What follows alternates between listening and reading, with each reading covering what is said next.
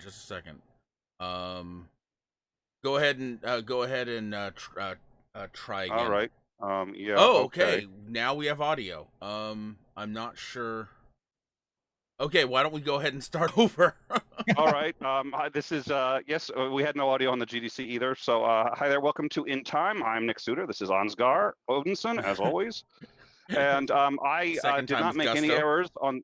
I didn't make any errors on the opening, so that's perfect. We don't have to actually. That was a stroke of luck there. So we are here to cover the breaking news. Nancy Pelosi has called for an inquiry against an impeachment inquiry against Donald Trump. And this is actually a rather extraordinary story, but it's I think more complicated than it looks. It's got a pretty significant background. It's not just the Dems are mad at him. I'm sure that plays into it, but I don't think that's the only part. And with us is Ethan, progressive liberal, who is here to provide his expertise because he knows he's forgotten more about this than I think either of us have ever known or would really like to know, quite frankly. But Well, yeah, I think so you and I are. I mean, progressive liberal. Ethan, you spend your time in politics. That's what you do, and so we Yes. definitely wanted somebody here who's a little more politically activated than us. No problem. So glad could to, you glad to be here. so what do we know, Ethan? What is the she started this or she's announcing that she's going to start an inquiry. When does it Right. start, and on what grounds is she starting it? All right. Well, first of all, thanks for having me on. I'm glad to be back. Mhm. Why is it that every time I'm here, we want to talk about impeachment? What's going on? Like, is this my It's a thing now, popular or? topic in the United States. There's Right. a lot. So I know it's been a bit of a slow news day, but okay. 6 days ago, a report came out that there was a whistleblower complaint that someone in the Trump administration had done something untoward. Okay. Then it came out that there was a phone call between President Trump and the president of the Ukraine, whose name I'm not going to try to say because I'll fuck it up, where Trump offered him. Trump said that he was going to withhold millions, I believe it's $240 million in aid unless the Ukrainian government reopened an investigation into Hunter Biden, Joe Biden's only surviving son. Now, the Ukrainian government had said that Hunter had not engaged in any wrongdoing. There was no reason to investigate him. It was closed quite a while ago. But Trump believed that there was some there. Mhm. Then we learned that Rudy Giuliani, Trump's lawyer, had gone to the Ukraine to personally pressure people in the Ukrainian government to investigate Hunter Biden or to release information from the investigation that they did. Rudy Giuliani spent a few days doing Rudy Giuliani stuff.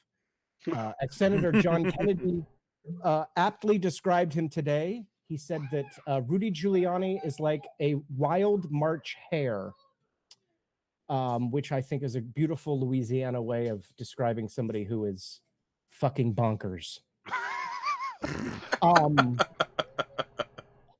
Now, okay. Now hold on a second. Now, sure. please don't sugarcoat this because we really wanted you on for your unvarnished opinion, and Sure, clearly. I'm sorry. I won't hold back. Okay. It's literally there's a lot of pieces here, so I'm just trying to keep them all in order. If I'm going a little slow, that's why. Then we learned that there was a transcript of said phone call between the president and the Ukrainian president. And then Trump finally admitted that the call happened because he had not admitted that it happened, that it was just bullshit. Okay. Then he said that it did happen. So Trump doing Trump things, got it. Trump doing Trump things. And then Rudy Giuliani said on TV that it was an official State Department trip, that it was sanctioned by the U.S. State Department. Doesn't that make it worse? Yes, meaning that there would be no privilege, meaning that there would be neither executive privilege nor attorney-client privilege with the meeting. So if Trump had directed Rudy Giuliani to have a conversation with somebody, you could argue for attorney-client privilege. It would Right. It would depend a little bit. Like, yeah. the conversation was to direct a crime. Of course, there would be no attorney-client privilege. But with Rudy Giuliani saying that, I was like, okay, well then, if it was official state business, then what the fuck happened? Because we They pay still for it. removed one layer of ostensibly one layer of protection between him for him and his client. Right. Let's we do have our producers listening, and I'd like to make an update for our next show on the non-sex stuff. Let's I think we can call it. We have now found Kyle's lawyer. Please Oh. continue. Interesting. It's got to be Giuliani. I figured it out. That's the only thing that makes the yeah, that does make a lot of sense. Some context in all this. One of the big tweets that I'm seeing right now, because I like to go through the tweets on, Sure, I've got Twitter open. If you see me looking over, Dana Loesch, I think that's her name, says the Democrats aren't even waiting for to view the leaker's complaint or the transcript of the call before screaming for impeachment. Doesn't inspire confidence in their accusations. So there's a lot to unpack there, and I would like to let you unpack it, but okay, we're gonna get to that. Go ahead. Give me a second. We'll get there. Yeah. Okay. Yeah. So after all that happened, then people started to say, well, we need to see this whistleblower complaint, and we need to see the transcript of the phone call. So this morning, let's just fast forward to this morning. Trump was like, okay, well, you can see the phone call. Okay. Oh, wait, we have to do this first. All right. So when a whistleblower complaint like this happens, all right, there's a method to how it is introduced to the public. When it happens, within the intelligence community, it's turned over to an inspector general's office. This happens every time. Okay. The inspector general's office then delivers it to the director of national intelligence. This happens every time. And then the director of national intelligence turns it over to the appropriate committees in Congress. It would be the Senate Intelligence Committee and the House Intelligence Committee. This happens every time. And when you say every time, roughly how many times has this happened? Nobody knows, because they're intelligence whistleblower complaints. Okay. So the thing is that they're classified because it's an intelligence thing. But Congress has the power of oversight. So Congress has to know when there's a whistleblower complaint in the executive branch. It doesn't matter if Democrats are in charge or Republicans are in charge or if Mickey Mouse is fucking in charge. The Congress has oversight powers all the time, 100% of the time. Okay. So Congress has to be informed if something untoward happened. And then Congress can say, hey, it wasn't that bad, or we're not going to investigate, or we're going to investigate privately, or we're going to open public investigation, or we're going to do a criminal referral to the DOJ. Any of that stuff might happen, but the first steps all have to happen. Yes. Well, the DNI got the whistleblower complaint and said, I'm not giving this to Congress. That sounds illegal. It's literally illegal. It's literally against the law. The law just says that it has to be turned over. There's no wiggle room. No wiggle room, no discretion of any kind by anyone ever. It always has to be turned over 100% of the time. Now, if he has to turn it over to Congress, is failing to do so also an act of contempt of Congress, or is it just a violation of the law, if you know? So I've seen arguments both ways. Right. The issue is that we don't know if it's ever happened before. So we don't know what case laws to unpack for precedent. Because any time that precedent would have been created, it would have been created under seal because it has to do with intelligence. How do we know what happened in this case? Sorry, because it was leaked. Okay. Right. So what is to lay out people? What is the difference between impeachment inquiry and calling for impeachment? Let me get to that because we're not done with our timeline yet. Let me finish the timeline first. Sure. So this morning, the Trump administration and Trump himself said, okay, we're going to release the transcript of the phone call, but you're not going to see this whistleblower complaint. It's not going to happen. You can see the phone call. You can read everything that I said between myself and, I want to say it's Zelensky, but that's probably wrong, and I'm apologizing. That just sounds dangerous in general. I mean, it is. It's absolutely dangerous. Sure. Yeah. So Nancy Pelosi at 4 p.m. today spoke with the leadership of the caucus. Spoke with the caucus, not the leadership. I'm sorry. We'll get into the weeds in a minute, but this is high level. Yeah. And it was announced all day, hey, she's going to announce impeachment inquiry. She's going to announce impeachment inquiry. And then at, I think it was around 4:30, she got on television and said, it's official. This is an impeachment inquiry. And Trump got on Twitter and he screamed presidential harassment, among other things. And I retweeted presidential harassment along with his quote, oh my God, this is terrible. This is the end of my presidency. I'm fucked. Which was what he said when the Mueller report, or when Mueller was appointed as the special counsel. So we're in a situation right now where calling for impeachment I can call for impeachment right now. I call for the impeachment of President Trump. There you go. So that statement that I just made holds the exact same weight as anyone else saying it, even the speaker. Right. Forming an inquiry means that investigations that have already happened within the House Judicial and House Intelligence Committees and other committees are now part of a laser-focused investigation. And that investigation says, we believe that this person committed a crime. So this is not yet a criminal inquiry. This is just an investigation. I believe that you did something wrong, and I'm going to search for evidence. So an inquiry is an official search for evidence of wrongdoing. Right. Does that answer your question? Yeah, it does. It does. I think it's important that people know that, a lot of people seem to have the idea that this is a formal impeachment at this point, when in fact it's merely to determine if they can go to formal impeachment at this point. Well, Pelosi authorized the 6 committees who are doing impeachment work, and I can't remember them all off the top of my head. Right. I know it's House Judicial. I know it's House Intelligence, or 2 of them. I don't remember what the other 4 off the top of my head. You have 2 options with impeachment. You can either just go for impeachment, which is what they're doing, or you can have a select committee. And a select committee would mean that the speaker and the leadership sit down and they select members of the House to form a separate committee that is just for impeachment. Right. What they're saying right now is, we believe we have enough evidence, and they do, that there is criminal wrongdoing in this case, and we can get into what that criminal wrongdoing is specifically in a moment, that the president has conducted that is, no, you can't come over here. I'm sorry, sweetie. You're not wearing a shirt. That there is, you just can't be in front of the camera, sweetie. I'm sorry. That there is evidence of wrongdoing. Go put her shirt on, and then she can sit in my lap. She wants to. Yeah. Sorry, toddlers. That there is criminal wrongdoing.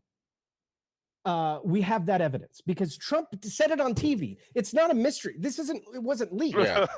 Trump literally said on TV, yeah, we talked about this, and yeah, I told them to withhold some aid. I told the State Department, we're going to withhold aid from Ukraine unless they agree to investigate my political opponent. It's foreign election interference, like point blank. Okay, go ahead. I have a question, because I think it's I don't know, this is the part that worries me the most.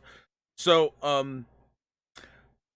there is a perception, of course, and there's some truth in this, that by starting an impeachment proceeding, you almost guarantee that he will be reelected, because the chances of him being removed from office are not good, right? Right. I agreed with that yesterday. Right. Yeah. But when it seems to me that now we've reached a point where if we don't impeach, we legitimize things like, flagrantly suppressing evidence, and flagrant abuse of power. If they go through with the impeachment process, right? And how does that delegitimize these actions? How does that prevent future abuses? Well, that's a phenomenal question. So what this says to not only this administration and members of this administration, but members of future administrations, regardless if they're Republican or Democrat, is that if you engage in conduct like this, we are going to remove you from office. This is not okay, ever. Right. This is never ever okay. The other thing that stands in the way of that, and like I said, I agreed with you yesterday. In order to force the DNI to release the whistleblower complaint, there has to be a vote by Congress, and that Congress has to be, or that vote has to be a majority. Okay. The Democrats don't hold a majority in the Senate. The vote happened today. The vote was unanimous, Really? which means every Senate Republican signed on to say, release the whistleblower's report. We have not seen a chink in Trump's armor like that. We have not seen one even close to that. That seems huge. Well, it is huge. they It's did massive. overturn. They've been putting some pushback. Didn't they failed to authorize recently his request for what was it? It was in he wanted troops. No, oh my God, now I'm forgetting. He wanted to pull He out wanted more of. money for the border wall. I don't remember either. I know what you're talking about, but I can't remember either. Yeah. With But they did give him a reasonably stern rebuke there. So it does seem to me like, I mean, that was a much smaller deal. But it seems to me like they are now willing to sit there and say no to him, and on issues that at least he finds very important. This is still huge, but I'm not sure that this is. You know, Pelosi has fought against this all year, right? I mean, the new Congress started in January. It's September 24th. Took us until September 24th for Nancy Pelosi to stand up for impeachment. Now, this is 100% speculation on my part. I believe that she has some sort of back channel assurances from Senate Republicans, maybe the RNC, I don't know, that says there are Senate Republicans who will vote for impeachment. The question now is, can Mitch McConnell keep a Senate inquiry? I'm sorry, impeachment inquiry, impeachment trial, really, from starting in the Senate?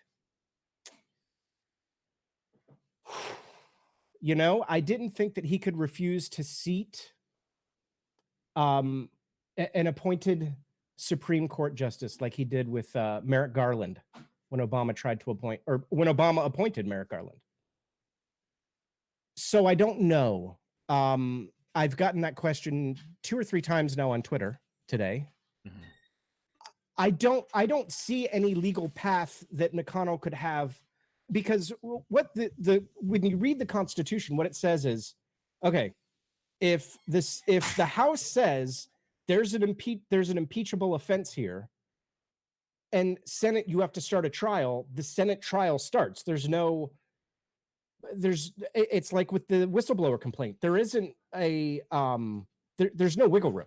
There's no discretion on the part of the majority leader or the minority leader or Jesus or anybody else. So I think that it would go to the Supreme Court. There's going to be some sort of legal battle. They're going to go to the Supreme Court. The Supreme Court is going to decide whether or not the Senate can hold or should hold an impeachment. Can object or can object to the. Sure. So if the House recommends, so the question would be, can the Senate refuse to act on the recommendation of the House? Can the Senate just refuse to hold a trial? I don't see any legal way that they could, but I mean, everything's fucking bonkers now, so who knows? So what do you think are they trying to impeach on the original, on him suppressing the whistleblower complaint, or are they trying to impeach on the original thing he did with Ukraine? Well, that's one of the things the inquiry is going to look into, is exactly what's going to be impeached upon. I think you've got a couple of different things here. You've got Trump had premeditation. So he told the State Department to withhold the funds, and then told the State Department to lie about it, to say that they were withholding funds for a different reason. Got it. You've got the actual phone conversation where he says, allegedly, we haven't seen the phone conversation yet until tomorrow, where he says, hey, investigate Hunter Biden, or open the investigation or release whatever it is that he said about that investigation, which is foreign election interference because he's trying to hurt his political opponent. You've got, I guess you would say, perjury or obstruction. That one's going to be a little bit weird because he first denied that it happened, right? And then maybe directed his DNI to not give the whistleblower complaint to Congress. Is that obstruction? Is that perjury? Probably obstruction. You could maybe say perjury, could be both. You know, you're getting into some legal stuff that I'm not, you know, I'm not a lawyer. I'm just Fair enough. Political scientist. So I could see it going either way. You know, and then you could say, is each count an obstruction of justice? Are we looking at an overall obstruction? So I think you've got multiple counts here. And this ignores the news that came out 2 weeks ago about the emoluments, where his airport has gotten millions of dollars from the Air Force because he's had planes stopping there to refuel and having Air Force crews stay at his hotels, and he's been billing the Air Force. And I mean, right there, that's enough of a violation of the emoluments clause to impeach him, in my opinion. Now, why has it been so difficult to even think about starting an impeachment process if it's so flagrant and so if he's constantly committing these impeachable offenses that are so, you know, on its face? Why did it take so long to get to this point? A couple of reasons. That's a great question. First of all, you've got the Grim Reaper of Mitch McConnell standing in the way. You've got Bill Barr, who is our Attorney General, who, I mean, would you expect Bill Barr to indict Trump for anything? I mean, Bill Barr doesn't believe that sitting presidents can be indicted. There's a story that came out just last week where that was their argument in court. Yeah. I'm sorry. Their argument in court was that sitting presidents can't be investigated. That's the official policy of the DOJ, is that is investigated for criminal actions, but for I mean, impeachment is not a criminal proceeding in the state. That is a terrifying position for the Department of Justice. Yeah. Absolutely terrifying. Yeah. When I first read the story, I thought that I read the title wrong. I was like, there's no way. And then I was like, okay, there's got to be overblown. And I went down and read it, and I was like, oh shit, I might have the story still, because we talked about it on my show. I don't still have it anymore, but go watch my show from like last Wednesday. We talked about it. But yeah, so you've got between Bill Barr and McConnell standing in the way. It's been fruitless. There's been no reason. The fact that there was a unanimous vote by even Senate Republicans today to release this whistleblower account, it can't be overstated how big that is. It can't be overstated. That's huge. And we're supposed to be seeing that tomorrow? Yes. Or not the whistleblower complaint. I'm sorry. We're supposed to be seeing the transcript of the phone call tomorrow between President Trump and President Zelensky. Got it. So I want to read a couple of these, you know, getting rather popular Twitter comments. Some of these are check marks. Sure. Denise McAllister says, even if guilty, and tomorrow we'll learn that he's not, it wasn't an impeachable offense. Anyone with a brain can see Democrats have been trying to overturn the 2016 election and manipulate 2020 with impeachment because they have no respect for liberty or the democratic process. Yeah. Yeah, I mean, crazy people say crazy shit on Twitter all the time. I wonder, how can anyone think that impeachment is not part of our democratic I mean, it's like it's one of the processes that exists in our republic. That's just, I mean, it's literally in the Constitution. Like, it's in the Constitution. It's not like the Democrats invented it the other day or something. Hey, I got this crazy idea. You don't like Trump. They impeached Clinton. I mean, the Republicans impeached Clinton. Yeah, they know all about it. So new rule. New rule. Mention real quick before I forget about the call transcript. Don't trust it. A reminder that not only has Trump released lots of shit that was doctored, Sharpies on maps, anyone, but when Nixon's administration first released the transcripts of the Oval Office tapes, they were inaccurate and incomplete. So just because they release a transcript doesn't mean necessarily that we should trust. Okay, so this is an actual this is going to be a White House release. It's not going to be a release by an independent third party. It's going to be their records of the Correct. call. But just is remember that intelligence agencies, we all spy on each other. Like the UK spies on us, we spy on Australia, and Australia spies on Japan. We aren't the only ones with a transcript. Right. Well, and since it was with the Ukraine, somebody could have picked him up while spying on the Ukraine. So they don't. Yeah, they weren't even necessarily spying.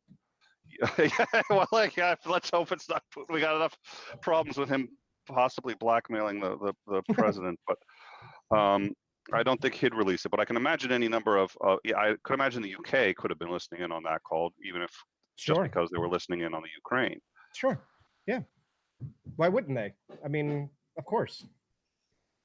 So, so what is it exact? I mean, did he exactly admit to withholding the funds and the reason why, or is it that he admitted one piece here, one piece there, and you can put it together? I mean, he was pretty. Oh, sorry. Plate. Wife just dropped a plate in the sink. It's fine. It didn't break. She's totally screwing with our production. I know that totally threw me off. He was pretty. CNN has a great video. I think it's on my timeline if people want to search me out on Twitter. Comparing his first statement with his other statement, and it's pretty. It's like, okay. I mean, it's the thing is, this is so cut and dry. This is so slam dunk for Pelosi that there's no way she couldn't do it. Right. She could get away with some of the other stuff with the Mueller report because Mueller wouldn't just come out and say, yes, he committed a crime. Like Mueller had to literally say, yes, he committed a crime for her to take action. Right. Which, by the way, he fucking committed 10 of them. But anyway, read the report, folks. If you haven't read it, you need to read the report. But it's so blatant the way that he says it. And I can't remember, word for word what he says, obviously. If somebody can find that, honestly, that the Mueller report kind of reminds me of the Ancient Aliens guy. I'm not saying he committed crimes, right? But he committed crimes, right? Yeah. Yeah, it's like, well, there's 10 counts here of obstruction. So we're not saying he committed obstruction. Right. Right. So this is a. So Rudy Giuliani, here's his latest tweet from 12 minutes ago. This is going to be fun. Dems have no basis for impeachment. They should be investigated for obstructing justice. Their whistleblower may, in fact, turn out to have no direct evidence. The story is so far off, it sounds like another Dem media frame-up. Only crimes are Biden, Kerry, pay for play. Thank you. Here's what I'm going to tell you, which I've said on Twitter like 8 times in the last 2 days. Innocent people don't mind investigate. Well, I shouldn't say they don't mind investigations, but innocent people welcome the investigation because they know they didn't do anything wrong. Guilty people hate investigations because they did bad shit and they don't want anybody to find out. Yeah. Now you've mentioned, so could you give us your Twitter handle and your channel on sure. YouTube for people who want to, because you mentioned a couple of videos I think people may be interested in, and I want them to be able to find you. Sure. Yes, in my haste to get this up, I did forget to put your links in the description. Oh, so you're good. We will update them after, but please post them in the chat. You are modded, correct? I don't know. I don't even have the chat open. I need to do that. Either that or Dave can get those links out for you as well. But at ProLib Show is my my Twitter, and I'll put my channel in here in just a second. Let me grab that. Awesome. What link do you want me to put out? Oh, don't worry about it. I got it. I'm modded, so we're good. Okay. That is my channel, and at Twitter it is twitter.com/ProLibShow. That's me. There you go. There we go. So yeah, go visit those links. He's got all kinds of interesting, and rather relevant things to this particular story. Thank you. Yeah, we do a live show 3 nights a week, so you can always find us talking about something. So now what you had said earlier was Nancy Pelosi couldn't do this earlier, and now she can. Now the this I want to focus on for a second. Really, this is just launching a formal inquiry. It is not which is ostensibly, it's not formally, I guess, the first step in an impeachment proceeding, but informally it is. She can't start an impeachment proceeding until enough of the House agrees by a majority vote to Right. pass on to the Senate the Sure. impeachment, and then the Senate will themselves hold the trial. Is that correct? Right, and you need 218 in the Senate or in the House to impeach. Last count was 191. That was right before we went on the air. I'm predicting 220 by midnight, by the way. So would you consider it? I'm just curious. Let's say the worst should happen and the impeachment guarantees a Trump reelection. Is that a sacrifice you're willing? No, let's just say the worst should happen. Sure. Do you think that is a winning trade-off to have opposed these actions with impeachment? I do not think that's going to happen. I don't think Trump will be president anymore come the first of the year. But if that were to happen, it is because we the people have a constitutional duty as well. And we have a constitutional duty to hold our leaders accountable. It doesn't matter if we're Democrats and they're Democrats, or if we're Republicans and they're Republicans. It's not about party. It's about right and wrong. And we also need to signal to our children's generation. My stepdaughter is 3, and she's going to have president someday, and they need to know that they're not above the law either. Right. And we do that by this blatant criminality. Cannot go unacknowledged, and it can't go uninvestigated. It's just too important. Yeah. It's kind of, it's funny because when I would say about a year ago, I was in the don't impeach crowd because you're just gonna, you're gonna do more harm than good. But I was too. Yep. Yeah, but the more time goes on, the more it's like, even if we get another Trump, we've got another, a whole other term of Trump. We have to oppose the action. We have to put out a signal that no, this is not within executive power. This absolutely. I completely agree. Yeah. I was Nick, do you feel the same? Just curious. You've made that argument before, and I was not, I think, originally impressed with it, but I do the more I think about it, the more I do tend to concur that one of the reasons that he seems to be getting more and more brash about what he's doing, and he seems to be That's true too. Yeah, and I think one of the reasons is because he hasn't gotten any serious pushback. I think everybody's terrified of him. I think the Dems are terrified of being called names, in particular of also being associated with fake news, of being, and there's this narrative that they're terrified of being painted with that brush, and they have capitulated to him. And I think at some point, if you don't stand up to him, and if you're not going to risk him being in power again for another 4 years, what's the point? Why not just make him a king and get on with it? One of my favorite quotes of all time, and Nancy Pelosi reminded me of this during her announcement today. Right after the Constitutional Convention ended, Benjamin Franklin was exiting the building. This was a story he used to tell, so it probably didn't happen, but I like it anyway. And as he was walking out, a woman said to him, "Doctor, what is it that we have, a monarchy or a republic?" And he looked at her and he said, "A monarchy, madam, if you can keep it." I'm sorry, a republic, madam, if you can keep it.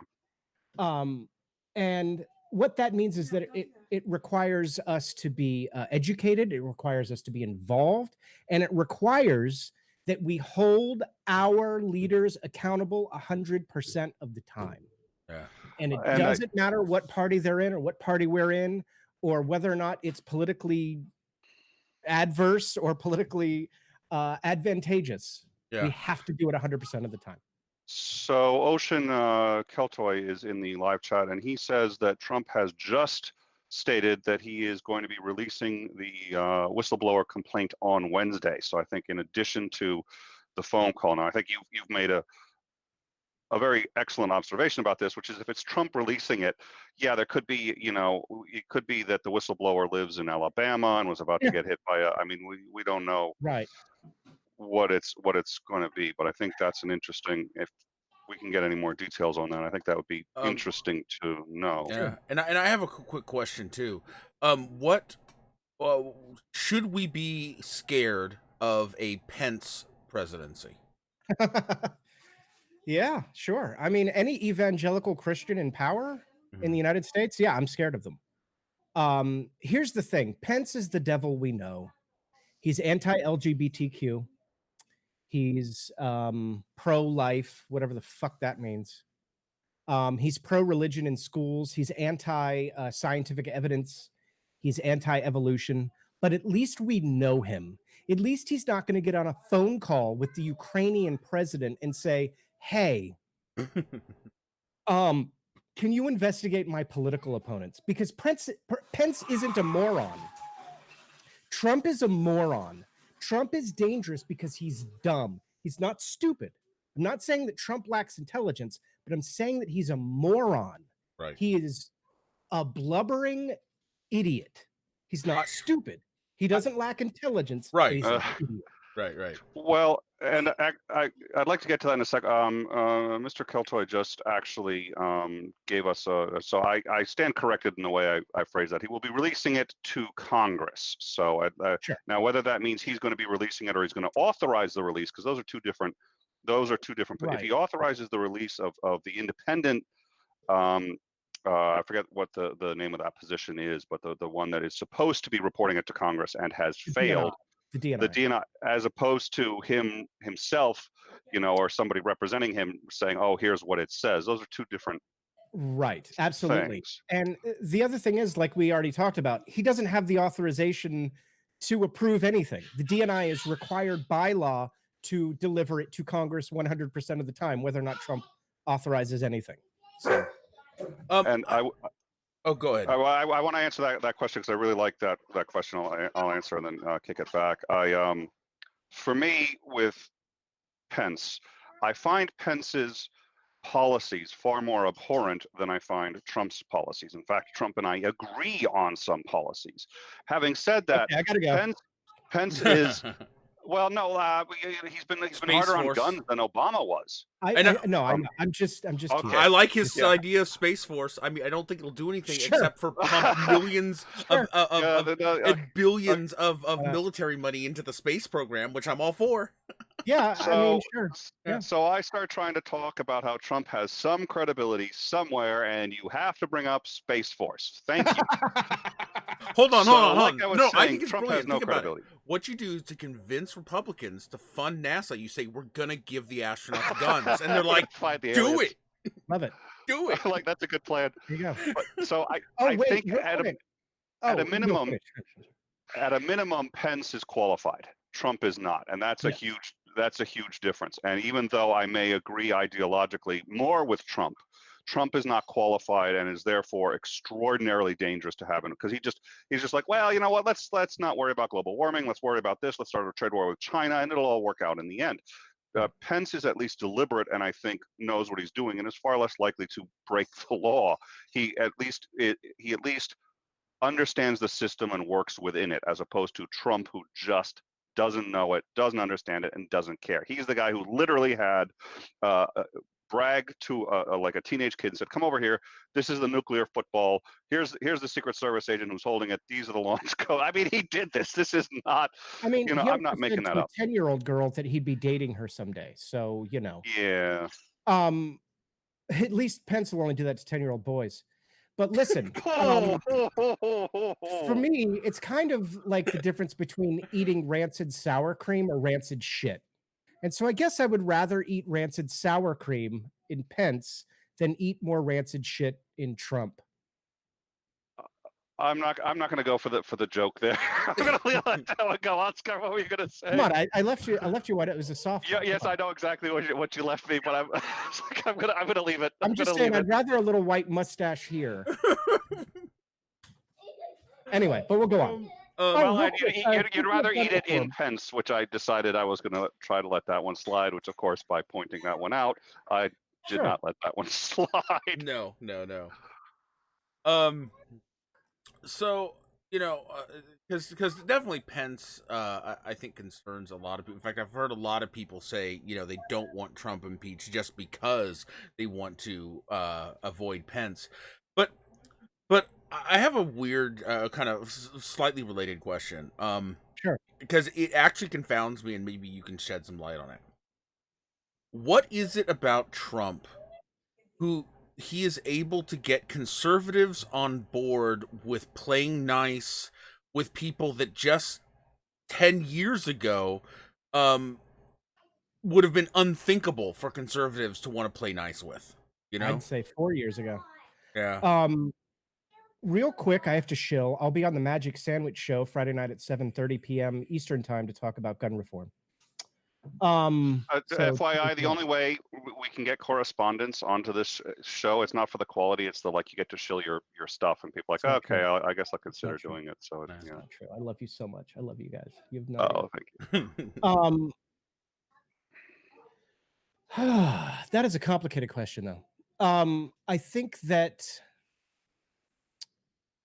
it's a combination of a couple of things. It was a combination first of a thread of misogyny that hated Hillary Clinton, a thread of 20 years of investigations on Hillary Clinton that found nothing, that just convinced people she was corrupt.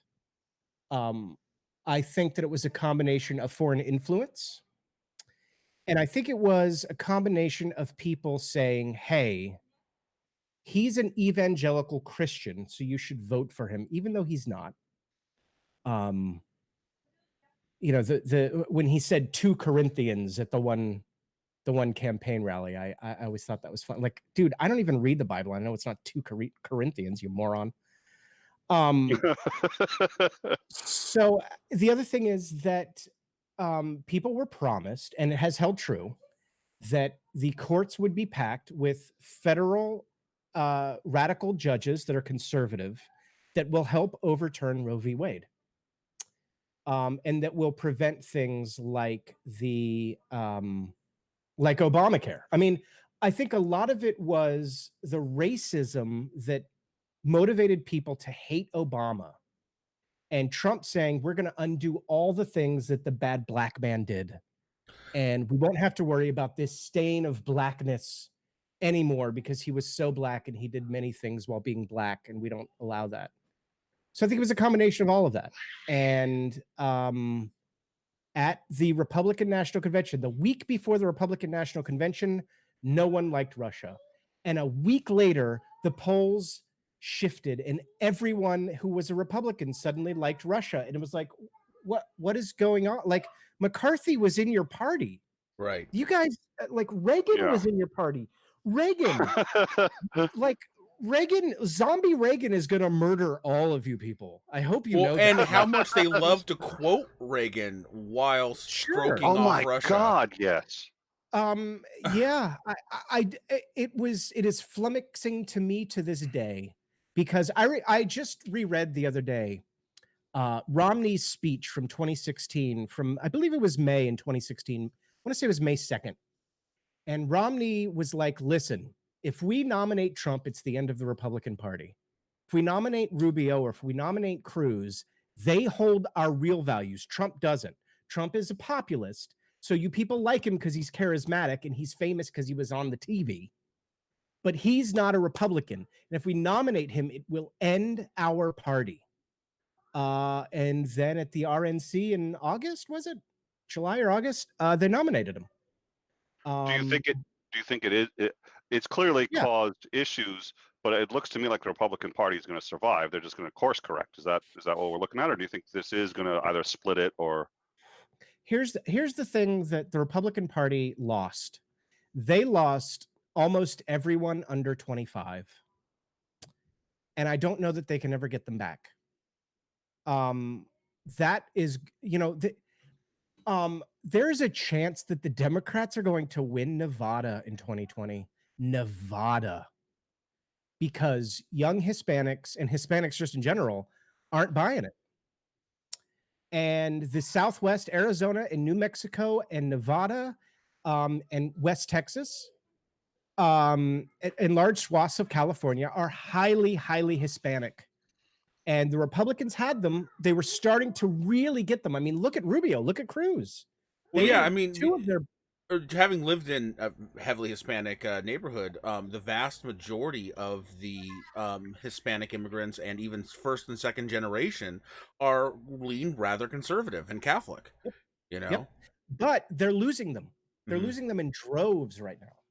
No, it makes sense. Well, you see even a lot of rather conservative followers of Islam are also voting Democrat because Yep. of so when I you're mean, think pushing about away that, like your own Islam, conservatives. right? And Islam, I'm not shitting on Islam. Islam Mhm. sucks just as bad as Christianity. Like I'm not Right. going after Muslims in any way, but Islam is objectively more conservative than Mhm. Christianity, Mhm. Yes. Yes. especially with fundamental Muslims where women have to wear hijabs and Right. burqas and everything. So it seems primed, and I think it was primed, especially in 2004, 2008. Mhm. If Republicans had shifted right then and said, you know what, it's fundamental Islam that we have a problem with. The rest of you are welcome here. Right. And religious freedom is Instead, our platform, so come vote with absolutely. us. Yeah. And instead, what they and there are a lot of conservative atheists. If they had Yeah. had that shift in 2008, that people in the RNC, like Michael Steele, who was head of the RNC, wanted them to make, Mhm. they would have gotten a lot of atheists, they would have gotten a lot of Muslims, they'd have gotten a lot of Hispanics, and Republican and conservative rule would have dominated America for the next 2 generations. Well, And I'm an instead, independent voter. I'm an right, atheist, and sure, there are some conservative positions that I agree with and are even willing to vote on. But I will sure, not vote for a Republican candidate right now because of the state of the sure, party, even if I sure, agreed with them. right. Sure. No, absolutely. And I have other conservative friends that feel the same way. One of my friends has been a Republican voter. He did vote for Obama in 2008, which I always tease him about. But he didn't in 2012. And he voted for Gary Johnson in 2016, which I also make fun of him for. I just go, Aleppo? Have you heard of Aleppo? And he's like, Oh, anyway, that's a very inside political joke. Don't worry about it. But he just left the Republican Party a few months ago, and he's an independent now because he said, I can't do it. Like, I can't, it's too evil. Like, literally, Trump Republicanism is evil. They have children in cages and they laugh about it and they celebrate it. Like, Well, yeah, and they've completely embraced like that edgelord meme culture. You know what I yes, mean? right. And none of that is okay. None of that is funny. They're little goddamn children in cages because they're brown and foreign. Yeah. Like, it's not Even if anyway. you want even the strongest stance on the border that you take, right? Like you Sure. want a wall and everything, should not include putting kids in cages. Right. You don't just imprison people because they want to come here.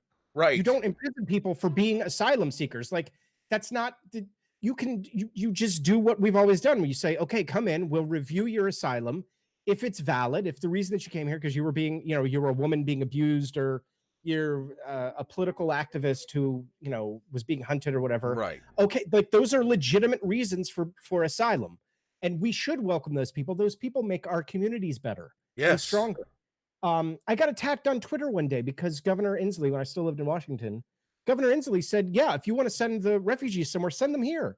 20,000 people now that will pay taxes, that will support our small businesses. Yeah, bring them to Washington. And I retweeted. I was like, yeah. And a whole bunch of people got into my timeline. And they said, here's the thing. "So, I lived in a neighborhood that was almost predominantly either immigrants or first and some second generation immigrants from right, different places in South America.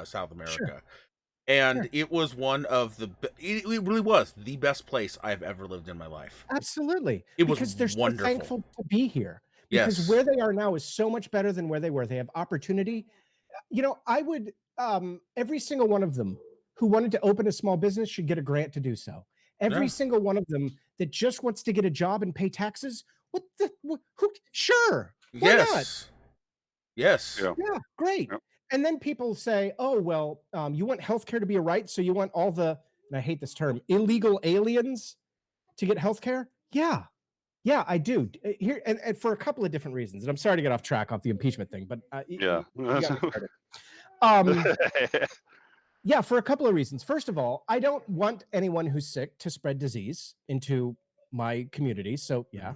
Second of all, it encourages people to come here and start small businesses. And it encourages people to come here and pay taxes. Nothing wrong with any of that. So my point is that almost sounds like a conservative position. because it is. Yeah. These policies, well, nowadays it's a progressive. That's the problem. Nowadays, I'm a progressive when I say that. 5 years ago, I would have been a libertarian or something. Yeah. Nowadays, when I talk about, we need more tax revenue, people are like, well, what are you talking about, you liberal socialist?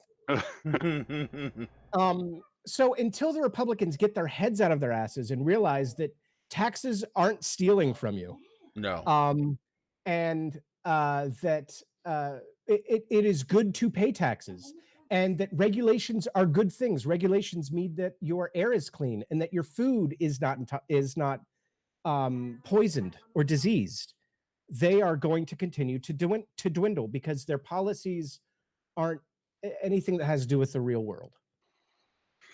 All right. Well, let me. I think what I'd like to do is, I think we've hopefully given our viewers a pretty good understanding of. Real quick, I'm sorry. Please.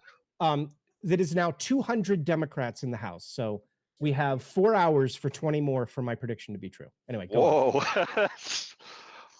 Actually, I did want to, before we go, I did want to ask you for one other prediction, because you gave a number I want to get some clarification on. So, but you said 240 by midnight. 220. Oh, 220. Okay, 220 by midnight. 218 is the majority that we need. What? Did you see her tattoo? Oh, that's a great tattoo.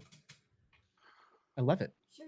Sorry, there's a toddler with a tattoo that's showing me a tattoo. Go on, I'm sorry. Which sounds really horrible. I appreciate you not getting us demonetized by having her come on earlier. Thank you. Yes. No, absolutely. So, absolutely. What I was going to ask was, you had said you seem to genuinely believe at this point that he will not be president by the beginning of next year, by January. I do. And the reason that I believe that is the unanimous vote today for the whistleblower complaint. It shows that the Senate Republicans are frightened of the down ballot in 2020. So what now, obviously, I don't think, an impeachment process couldn't be done by that point. Because you need to get the House, the inquiry would have to find enough evidence to make a recommendation to the House. The House would then have to accept that recommendation by the Senate, yes. The House first, right? The inquiry has, in the House, right. Okay, so the inquiry makes a recommendation to the House. The House accepts it, passes that on to the Senate. The Senate then starts a trial, presumably, assuming we don't go to the Supreme Court. Now, that doesn't strike me. Do you think that's the process that's going to happen, or do you think there's going to be some other means by which he either gets removed, quit, or how do you see this playing out, whereby he's out by? Because that strikes me as an aggressive timeline. I'm not objecting to it, but it strikes me as aggressive. Let me get the House calendar open. Okay, so we are in session until, there's Columbus Day off, but the next district work period isn't until November 4th. So House is in session until November 4th. So that's 7 weeks. Yeah. Let me count it out. 1, 2, I think it's 7. 3, 4, 5, 6, 7 weeks. You can do a lot in 7 weeks. Then the House comes back after Veterans Day. No, I'm sorry. They come back the first week in November, back on Veterans Day after Veterans Day on the 12th. Then they're back for 2 weeks, and then you go home for Thanksgiving, and then they're back again through the 13th. The 13th is a no vote day. It's a Friday. Usually you go home on no vote days when they're Fridays. So you've got about 9 weeks, 10 weeks total in order to do this work. I think that's enough time. I think that this is so slam dunk. It is so open and shut that you don't need a lot of hearings. You need to hear from the whistleblower. You need to hear from the DNI. You need to hear from Rudy Giuliani. And then you need to hear from Trump, maybe, if he would even come in. You could do all of that in 2 weeks. Mhm. You can be done with that by October. Let's call it October 4th, which is a Friday. Let's say that's what, 2 weeks from now? Let's see. 1, 2, no, that's 3 full weeks. So not counting this week, that's 3 full weeks plus this week. But they're going to have to put basically everything else on hold, I would assume, because they didn't have any of this planned. They have a regular schedule. No. They have things that they. Right. I'm sorry. The 11th is the day I'm looking at, not the 4th. Right. So you've got 2 full weeks. You don't have to put everything on hold because you've got the 6 committees. They've already got meetings scheduled. So Right. you let them have their meetings. You let them make their recommendation. You can do that. And you can do that by the end of next week, by the 4th. By the 11th, you can present it to the House. You can have that vote, get over to the Senate on the 11th. Then you've got 3 weeks for the Senate to consider it. I definitely think that you could have this done by the end of October. Absolutely. And what were the 3? You said that there were basically 3 significant or serious issues that they have to take a look at in regards to the impeachment. What were those again, please? Okay, so you've got 3 separate issues. You've got the fact that he told the State Department to withhold the funds and to lie about Trump. Right. Now telling the State Department to lie is not perjury or anything, but it is obstruction because he knew that telling anyone the real reason would be bad. So in that case, you've got an obstruction of justice. Okay. Next, you've got the actual call where he said, hey, we're not going to hold this money unless you investigate Hunter Biden to help me politically. That is campaign finance. That's a campaign finance violation. Mm-hmm. And then third, you've got the DNI telling the DNI to withhold the whistleblower complaint because he believes that the whistleblower complaint shows criminality. Therefore, another charge of obstruction. And since now I would imagine there might be conspiracy or something else, since telling them to withhold the DNI is knowingly telling them to break the law. It's not just yes. Okay. Yeah, so those are the 3 basic issues. It looks like he's got multiple possible counts on each of those issues, but it's not. Oh yeah, you could attach conspiracy to any of those. You could attach perjury to them. Sure, absolutely. Okay. All right. So Ansgar, did you have any other questions? Yeah, I actually wanted to give Progressive Liberal a chance to respond to a few comments that I'm seeing around social media and stuff like that. Yeah. So, one of them, I find this one interesting. This is somebody who acknowledges what Trump did, and doesn't seem to care. So this is so incredibly absurd, impeaching for pointing out the obvious corruption on the other side and asking someone to do something about it. There's inarguably more evidence of Joe Biden having a corrupt relationship with Ukrainian autocrats than there ever was for Trump being connected to Russia. If their intention is to galvanize Trump's base, then congratulations. I will bring 100 people to the polls next year. The election can't come soon enough. Wow. That's devastating. What? Okay, so first of all,